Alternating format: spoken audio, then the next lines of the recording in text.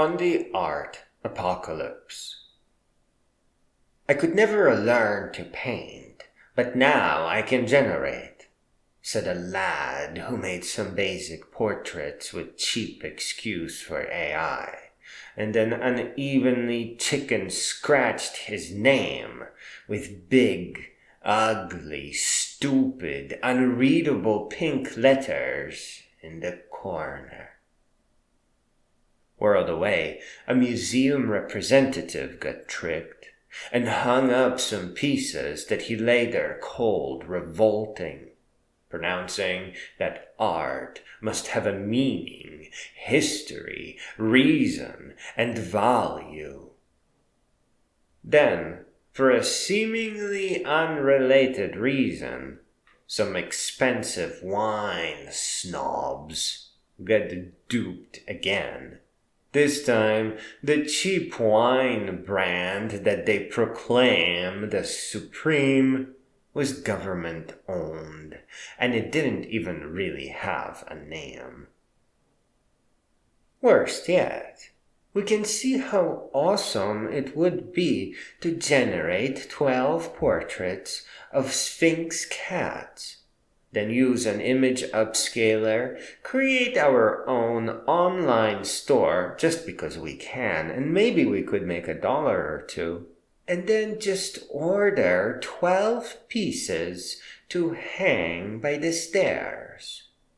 12 really interesting cats that have never existed before, dressed in exquisite military uniforms, decorating the staircase on a level that most famous artists would not be able to match had they lived to 100.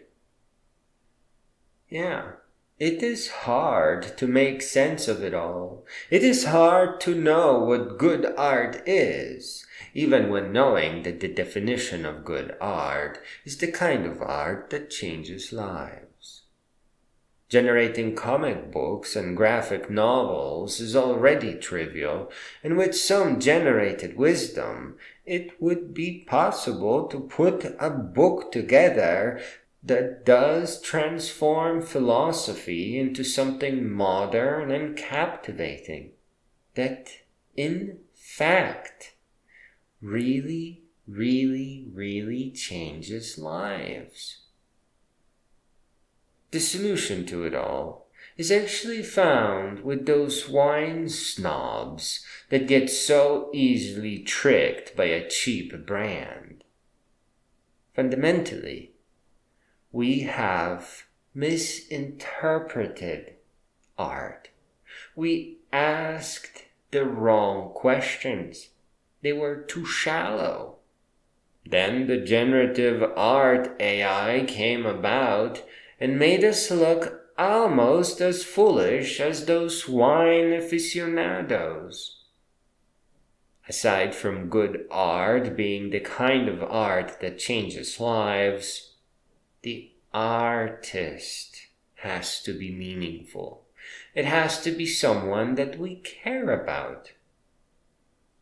Not everyone will care about a machine, or even a distant stranger that gets some neat art idea going. Here, we finally find another large piece of the answer to what makes art art.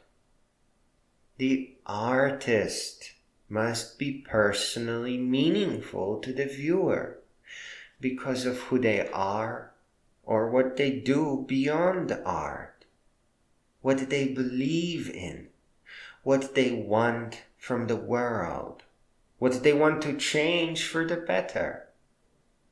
Art is not disconnected from the artist. Behind every good piece of art is a person that is up to something that they hope is meaningful. So it is not about the mere taste of the wine, but the person who made it, and why, and what else they do in life. It is hard for a computer program to be as meaningful as a living, thinking, and believing being. Moreover, generative art reveals itself as a new kind of brush, a new tool, and it is only meaningless when the person using it is a fool. You see, when we judged art by what it merely looked like, we were like those who judged wine by what it merely tasted like. That was the wrong thing to do, because the mind of the artist always mattered too.